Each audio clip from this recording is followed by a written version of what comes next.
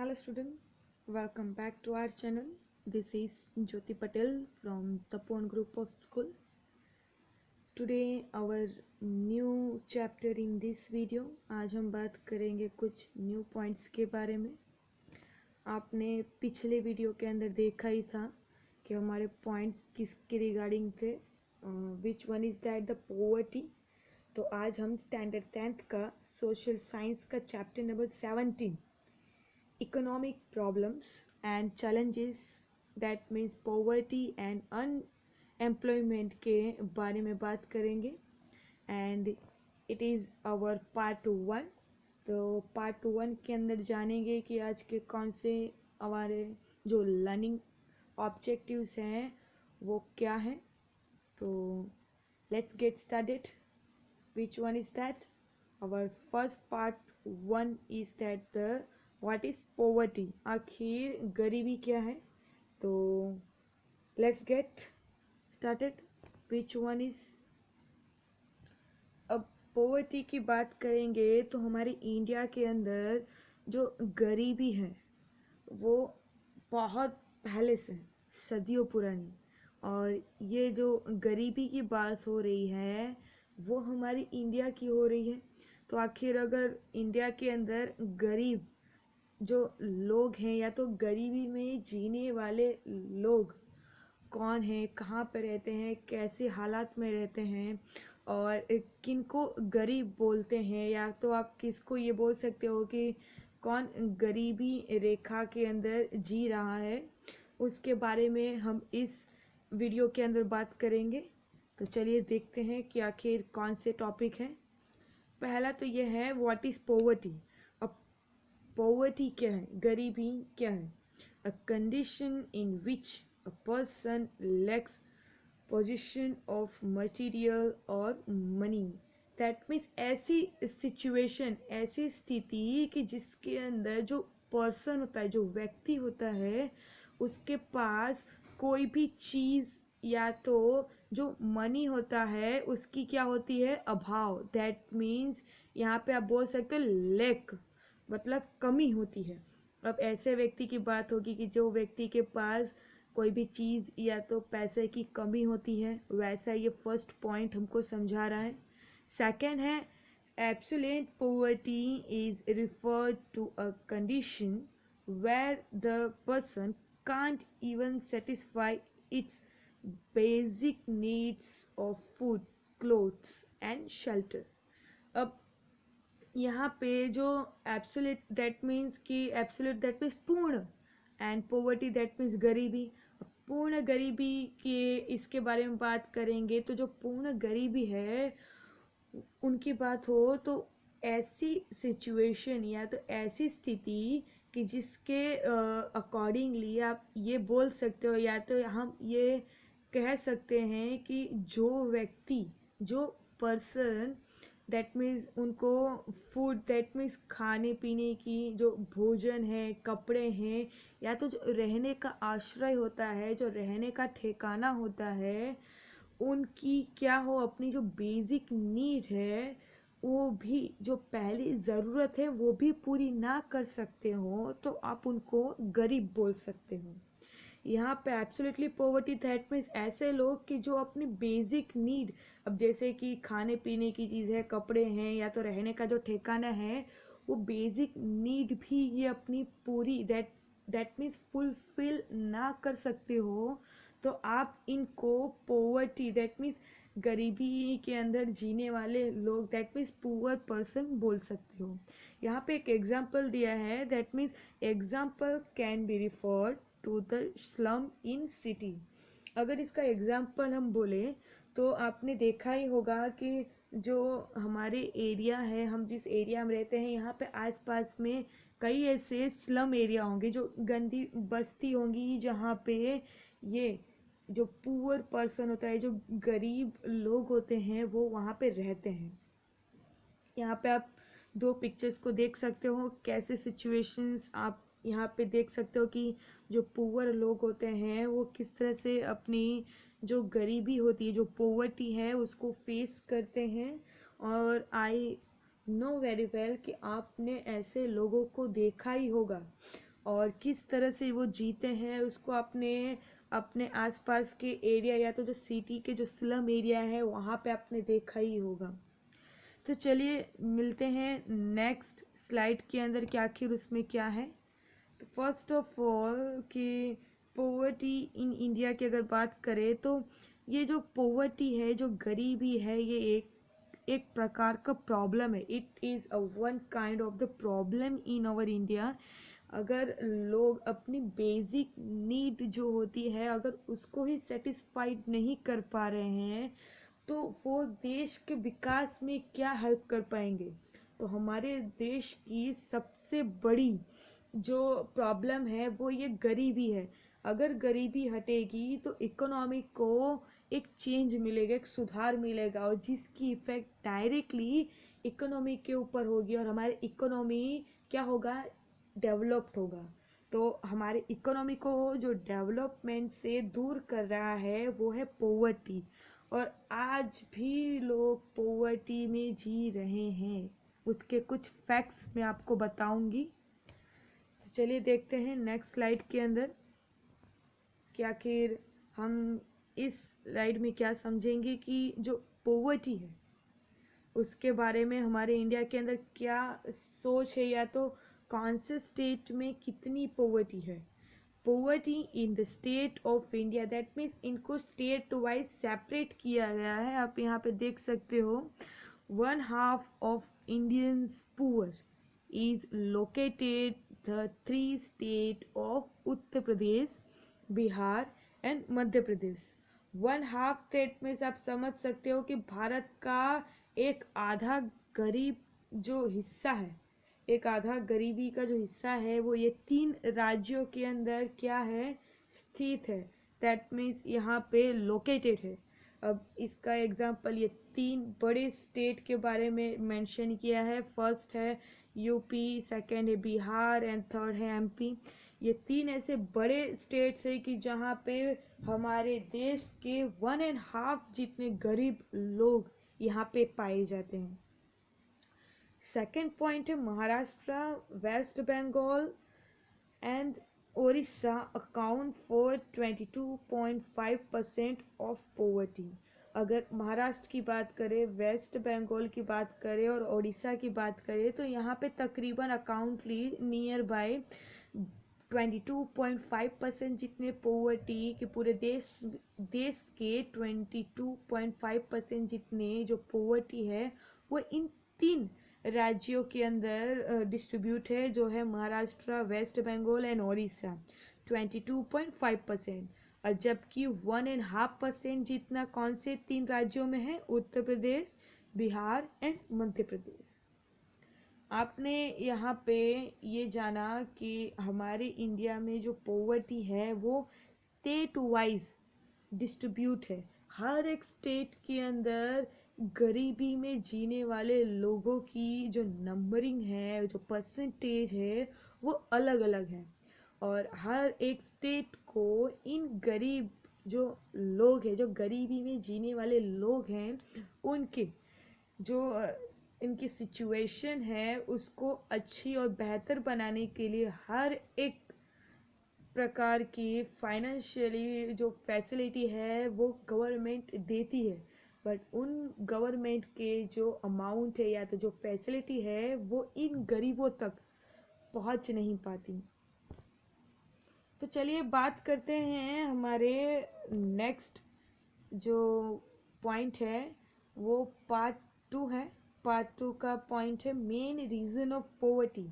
आखिर रीज़न क्या है। अब गरीब लोगों को बारे में पता चला कि आखिर गरीब किसे बोलते हैं। फिर उसके बाद ये जाना कि कौन से स्टेट में कितने गरीब लोग हैं।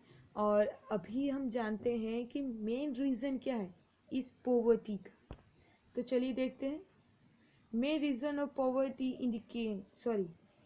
इंसिडेंट। यहाँ पे कुछ पॉइंट्स दिए हैं कि जो हमें मेंशन करते हैं कि आखिर गरीबी किस वजह से होता है, रीज़न क्या है behind of that. High literacy.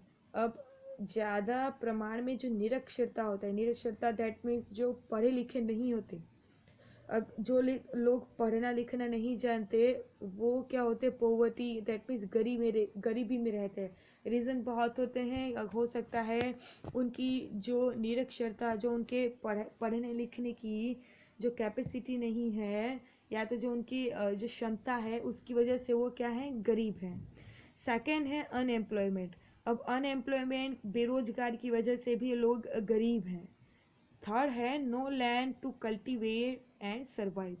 कुछ लोग ऐसे हैं कि जिनके पास ज़मीन नहीं है बट स्किल है, बट ज़मीन नहीं है। बट जब लैंड ही नहीं होगी तो वो कल्टीवेट कैसे करेंगे और किस तरह से सर्वाइव कर पाएंगे। नेक्स्ट पॉइंट है joint family with poor income source. अब इसका एक एग्जांपल दिया जाए कि अगर घर में कमाने वाला एक और खाने वाले चार होंगे, तो आप समझ सकते हो कि एक व्यक्ति है, एक पर्सन है जो कमा रहा है, उसके ऊपर डिपेंडेंट पर्सन 4 से 5 लोग हैं और उसकी इनकम कम है, तो ऑब्वियसली वो गरीब हुए, क्योंकि उनकी जो सिचुएशन है उसमें कमाने वाला एक पर्सन है और खर्चा ज़्यादा है। नेक्स्ट पॉइंट है डैमेज ऑफ डेवलपमेंट इंफ्रास्ट्रक्चर। जो हमारा इंफ्रास्ट्रक्चर है, इंफ्रास्ट्रक्चर की दैट मीन्स यहाँ पे बुनियादी जो ढांचे होते हैं, जो हमारे देश के जो इकोनॉमी को डेवलप करने के लिए हम जो इंफ्रास्ट्रक्चर बनाते हैं उसकी बात हो रही है। तो जो विकास दैट मीन्स जो डेवलपमेंट का जो काम है, उसके जो इंफ्रास्ट्रक्चर जो है वो कैसा है, नुकसान भरा, दैट मीन्स डैमेज वाला। अब यहाँ पे आप ये बोल सकते हो कि जो इंफ्रास्ट्रक्चर रेडी किया है वो हो सकता है कोई नुकसान वाला हो, या हो सकता है कोई लोग जो इसको जानबूझ के नुकसान, दैट मीन्स इसको नुकसान वाला बताते हो, या तो इसकी जो पॉसिबिलिटी है, जो इफ़ेक्ट्स हैं, वो क्या हो सकता है, लोग इसको नुकसान वाला बताते हैं। नेक्स्ट है low private sector investment. Low private sector investment that means जो प्राइवेट सेक्टर है उनका इन्वेस्टमेंट कैसा है, लो है। अब यहाँ पे आप ये जान सकते हो कि अगर लो प्राइवेट सेक्टर हो गए, उनका इन्वेस्टमेंट अगर कम होगा तो लोगों को क्या होगा, जो मनी है, फाइनेंशियल है जो, वो कैसी होगी, कम होगी। फाइनेंशियल जो पोजीशन है वो कम होगी तो ऑटोमेटिकली लोग क्या करेंगे, जो इन्वेस्टमेंट होता है प्राइवेट सेक्टर का वो क्या हो जाएगा, कम है। अब इससे लोग इन्वेस्टमेंट क्या करेंगे, कम करेंगे, तो इसकी इफ़ेक्ट ही आएगी कि लोग कम इन्वेस्टमेंट करेंगे तो कम रोजगार मिलेगी, कम रोजगार मिलेगी तो ज़्यादा लोग बेरोजगार होंगे, ज़्यादा लोग बेरोजगार होंगे तो गरीबी में हो जाएंगे। नेक्स्ट है slow government spending on development. अब जो गवर्नमेंट है हमारी, वो गवर्नमेंट डेवलपमेंट का काम तो करती है, बट गवर्नमेंट का जो डेवलपमेंट का काम है, जो स्पेंडिंग ऑन गवर्नमेंट का जो डेवलपमेंट है वो कैसा है, स्लो है। अब यहाँ पे आप ये बोल सकते हो कि हमारा जो गवर्नमेंट है उसका जो डेवलपमेंट का काम है वो कैसा है, स्लो। अब स्लो गवर्नमेंट का काम होगा तो ऑटोमेटिकली ही लोगों को रोजगार भी कैसी मिलेगी, कम मिलेगी, या तो लेट मिलेगी, और तब तक के लिए जो ड्यूरेशन होता है उसमें लोग क्या होते हैं, बेरोजगार होते हैं, और उसी बेरोजगार में लोग क्या होते हैं, गरीब होते हैं, या तो गरीबी रेखा में आ जाते हैं। नेक्स्ट बात करते हैं merger and a closure of financial, industrial and service establishment। अब मर्जर दैट मीन्स मर्ज करना किसी कंपनी को, और क्लोजर मतलब बंद करना। अब फाइनेंशियली ऐसे कोई कंपनियां होती है, फाइनेंशियल है, इंडस्ट्री है, जो औद्योगिक जो कंपनियां होती हैं, या तो जो ऑर्गेनाइजेशंस होती हैं, वो सर्विस होती है, उनकी जो एस्टेब्लिशमेंट होती है, उनका जो स्थापना की जाती है, उन औद्योगिक और सेवा की जो संस्थाएं हैं उनको या तो मर्ज कर दिया जाता है या तो क्लोज कर दिया जाता है। इसकी इफेक्ट ये आती है कि उसमें जो लोग काम करने वाले होते हैं, काम करते लोग हैं, या तो इसको जो नुकसान हो रहा है उसको बेयर करने वाले लोग हैं, वो क्या हो जाएंगे, बंद कर देंगे या तो क्लोज कर देंगे, तो ज़्यादा से ज़्यादा लोग बेरोजगार हो जाएंगे और उसकी इफेक्ट पॉवर्टी पे दिखेगी। नेक्स्ट बात करते हैं disruptions of work of INGO, that means NGO and community organization and other development partners। अब यहाँ पे आप बात करते हैं कुछ ऐसे एनजीओ होते हैं या तो जो सामुदायिक जो ऑर्गेनाइजेशंस होती हैं, जो संगठन्स होती हैं, उनकी अगर बात करें, या तो कोई अन्य, दैट मीन्स अदर, जो विकास के लिए भागीदार जो पार्टनर्स होते हैं, उनके काम में कहीं ना कहीं रोक टोक ज़्यादा होता है। अब ऐसे एनजीओ की जो हमारे सोसाइटी को इफेक्ट करते हैं अच्छे से, या तो फिर वो सोसाइटी में से गरीबी हटाने के लिए कुछ ऐसा विकास का या तो अच्छा काम करती है, तो उसको रोक टोक करने वाले जो लोग होते हैं वो ज़्यादा होते हैं। दैट मीन्स इनके रोक टोक की पाबंदियाँ ज़्यादा होने की वजह से विकास भी नहीं होता, डेवलपमेंट भी नहीं होता, और जिसकी वजह से इन लोगों, जो लोग पॉवर्टी में रहते हैं, जो लोग गरीबी में रहते हैं, उनकी संख्या बढ़ती है। नेक्स्ट बात करते हैं the disruptions of production and trade and transport by a frequent closure and next general insecurity in both urban and rural areas। अब बात करते हैं हमारे कि कुछ डिस्ट्रप्शंस, दैट मीन्स जो डिस्ट्रप्शंस का मतलब होता है भंग करना। अब डिस्ट्रप्शन की किस बात में डिस्ट्रप्शन होता है, डिस्ट्रप्शंस होता है, डिस्ट्रप्शंस के अंदर जो प्रोडक्शन होता है, जो उत्पादन होता है, जो ट्रेड होता है, जो व्यापार होता है, या तो जो ट्रांसपोर्टेशन का काम होता है, उसको भंग करने का काम है, या तो उसको रोक टोक करने का जो काम है वो लगातार होता है। अब इसकी इफेक्ट ये आती है कि अगर प्रोडक्शन बंद होगा तो ऑब्वियसली लोग अनएम्प्लॉयड हो जाएंगे, और उसकी इफेक्ट पॉवर्टी पे दिखेगी। ट्रांसपोर्टेशन है, या तो फिर यहाँ पे जो ट्रेड है, जो व्यापार है, उसके ऊपर अगर कोई रोक टोक लगा दी जाए या पाबंदी लगा दी जाए तो उसके ऊपर भी इफेक्ट पड़ता है। नेक्स्ट बात की थी हमने कि general insecurity in both urban and rural area. अब अनसिक्योरिटी की बात करेंगे तो सामान्य जो कॉमन जो सुरक्षा होती है, जो सिक्योरिटी है, वो ये रूरल एंड अर्बन, ये दोनों एरिया में इनकी अभाव, दैट मीन्स इनका क्या देखने को मिलता है, अनसिक्योरिटी देखने को मिलता है, असुरक्षा देखने को मिलता है। नेक्स्ट बात करते हैं political instability and the resulting protect and general strike like बंधा एंड चक्का जाम्स लाइक। अब आपको बता दिया जाए कि कुछ पॉलिटिकल जो पार्टीज होती है, या तो पॉलिटिकल स्टेबिलिटी की वजह से कुछ ऐसे भी गेम्स खेले जाते हैं, जैसे कि आपको यहाँ पे पता है कि चक्का जाम कर देना, या तो बंद कर देना, लॉकडाउन कर देना, या तो स्ट्राइक कर देना। अब इसका इफेक्ट लोगों के रोजगार पे होता है कि जिसकी वजह से लोग अनएम्प्लॉयड होते हैं। अब इसमें कौन अनएम्प्लॉयड होते हैं, जो गरीब लोग होते हैं, कि जो हर रोज़, जैसे हर रोज़ कमाते हैं और हर रोज़ खाते हैं, उन लोगों की बात हो रही है कि अगर एक दिन भी अगर चक्का जाम होता है तो उसकी इफेक्ट उनके एक दिन के खाने पे पड़ती है, और एक दिन के अंदर वो भूखे सोते हैं। यहाँ पे हम बात करते हैं सेंट्रलाइजेशन। नेक्स्ट पॉइंट था हमारा सेंट्रलाइजेशन, मतलब जो केंद्रीकरण करना। अब यहाँ पे सारा सत्ता है, सारी रिस्पॉन्सिबिलिटी है, वो सब किसके पास है, एक सेंटर के पास। सेंट्रलाइजेशन का मतलब केंद्रीकरण, सारे डिसीजंस जो होते हैं वो एक मेन पर्सन करता है। कोई भी जो नीचे के सब ऑर्डिनेट्स होते हैं उनको कोई भी डिसीजन लेने का हक नहीं होता है।